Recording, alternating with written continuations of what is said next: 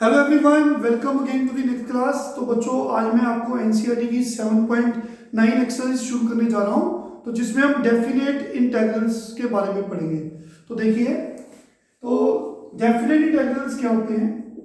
Definite integrals, तो इसमें बच्चों इंटेग्रल करना है किसी भी फंक्शन का, लेकिन यहाँ पे हमें लिमिट्स गिवन होती हैं a टू b। ये कॉन्स्टेंट्स है, कुछ भी हो सकता है विद रिस्पेक्ट टू x। तो सबसे पहले हमें नॉर्मली इस फंक्शन का इंटेग्रल निकालना है। मान लो इस फंक्शन का इंटेग्रल है कैपिटल fx।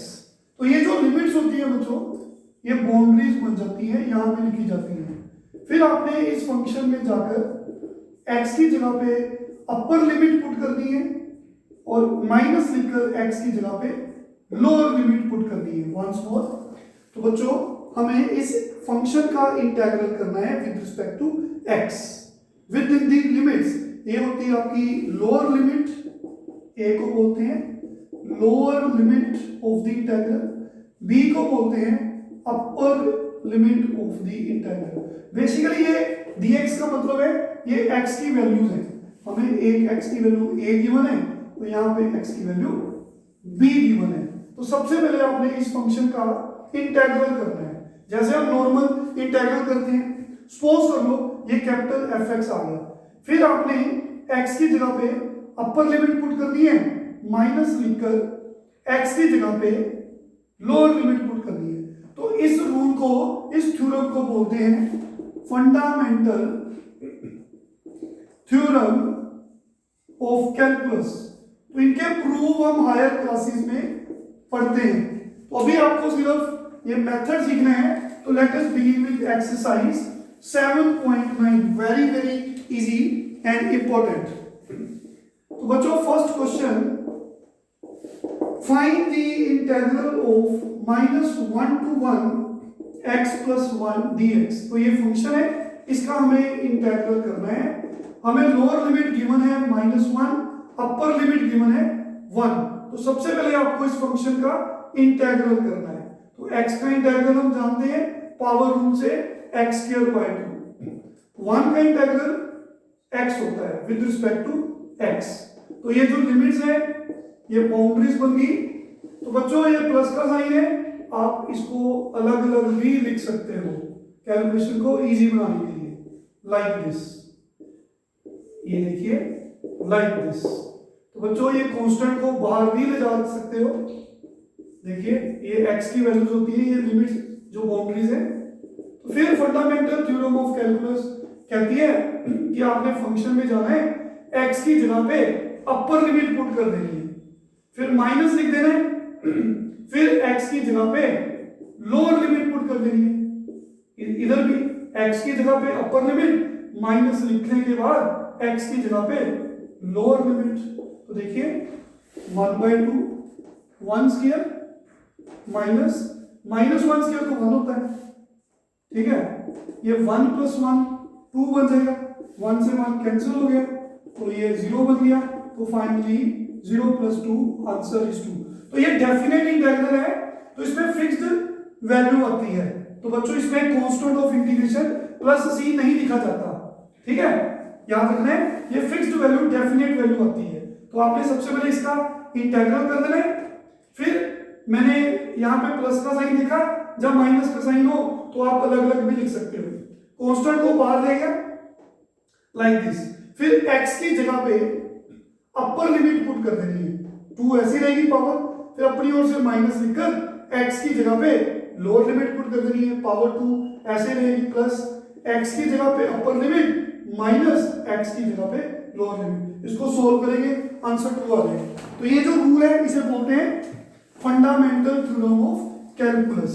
तो question number 2, find the integral of 2 to 3 1/x dx। बच्चों इसका इंटीग्रल सिंपली आपको फंक्शन का इंटीग्रल करना है। तो 1/x का इंटीग्रल log mod x। तो ये जो लिमिट्स है बाउंड्रीज बन गई। अगले स्टेप में x की जगह पे अपर लिमिट माइनस लिखने के बाद x की जगह पे लोअर लिमिट, इसे बोलते हैं फंडामेंटल थ्योरम ऑफ कैलकुलस। 3 का मोड हम जानते हैं 3 होता है, 2 का मोड भी 2 होता है। यहां भी छोड़ सकते हैं। log की प्रॉपर्टी हम जानते हैं, log m over n is equal to log m minus log n। तो ये वैल्यू को ऐसे भी लिखा जाता है। This is the answer. Question number 3, third question, find the integral of 1 to 2 4x cube minus 5x square plus 6x plus 9। तो बच्चों यहाँ पे बीच में प्लस या माइनस के साइन है, तो आप अलग से भी सभी का इंटीग्रल कर सकते हो। इसका अलग से इंटीग्रल, इसका अलग से इंटीग्रल, लिमिट्स भी साथ में लिखनी है, इसका अलग से इंटीग्रल और 9 का भी अलग से इंटीग्रल। लिमिट्स है 1 to 2। तो इसको सॉल्व करेंगे सेम मेथड से, फंडामेंटल थ्योरम ऑफ कैलकुलस। तो सबसे पहले हमें देखिए 4 कांस्टेंट है, इसको आप बाहर ले जा सकते हो, जैसे इंटीग्रल में था। तो ये x क्यूब dx, ये 5 को बाहर ले जा सकते हो, ठीक है बच्चों, 1 to 2 x स्क्वायर dx। 6 को बाहर ले जा सकते हो, 1 to 2 x dx। 9 को बाहर ले जा सकते हो dx। तो फाइनली x क्यूब का इंटीग्रल पावर रूल से x की 4/4। तो बच्चों ये लिमिट्स जो है बाउंड्रीज बन गई।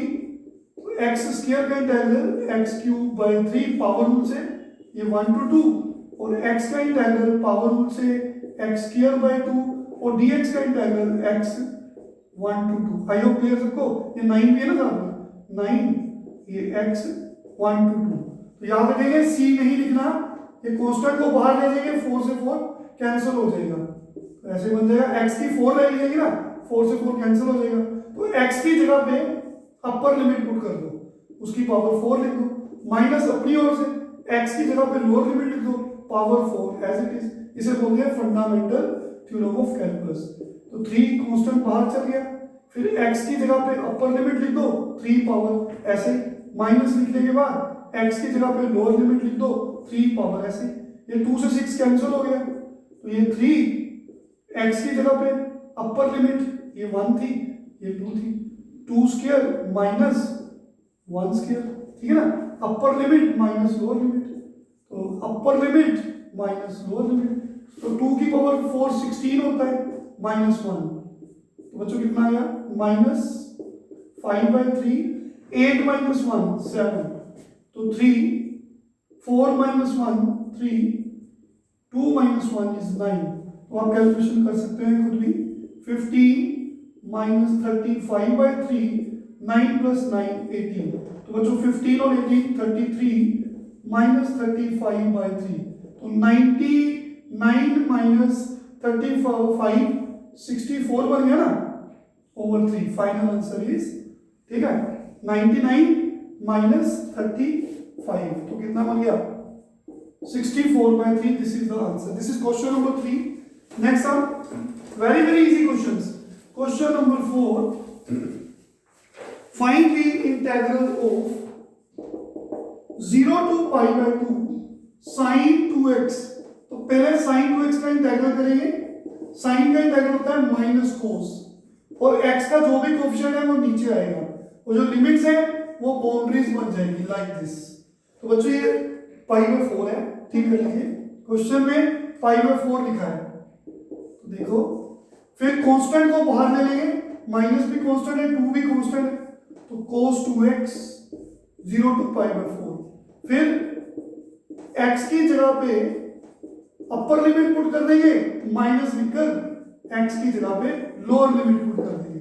तो देखिए फाइनली वी हैव माइनस 1/2, ये कटिंग होगी, तो ये बच गया π/2, cos π/2 माइनस 2 into 0 0।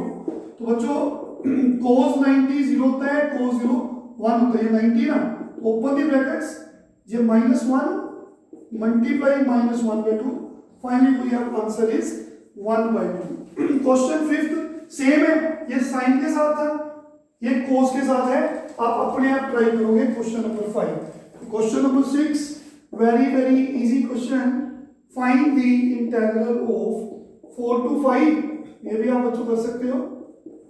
e की पावर x का इंटीग्रल e की x है। सबसे पहले इंटीग्रल करना है, लिमिट्स को बाउंड्रीज बनाना है, फिर x की जगह पे फंक्शन में अपर लिमिट पुट करनी है, माइनस लिखकर x की जगह पे लोअर लिमिट, प्लस c नहीं लिखना।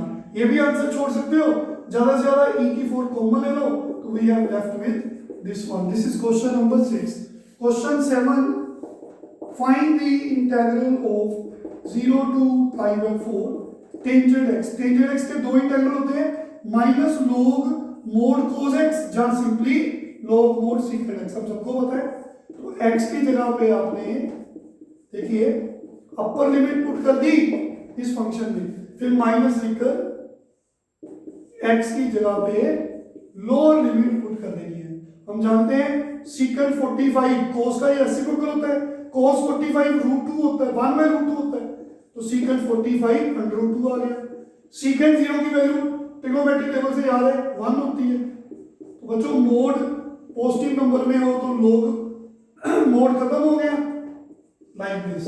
तो √2 को आप ऐसे भी तो लिख सकते हो 2 की 1/2, और log 1 हम जानते हैं 0 होता है, कोई भी बेस हो तो log 1 is 0। तो log की थर्ड प्रॉपर्टी भी याद है सबको, log m raised to power n, it is n log m। Third property लगा रही है 1/2 log 2, this is the answer. तो आज 7 क्वेश्चंस किए हैं, बाकी क्वेश्चन आप ट्राई करेंगे, काफी इजी है। नेक्स्ट लेक्चर में हम आगे कंटिन्यू करेंगे। Thank you very much, take care.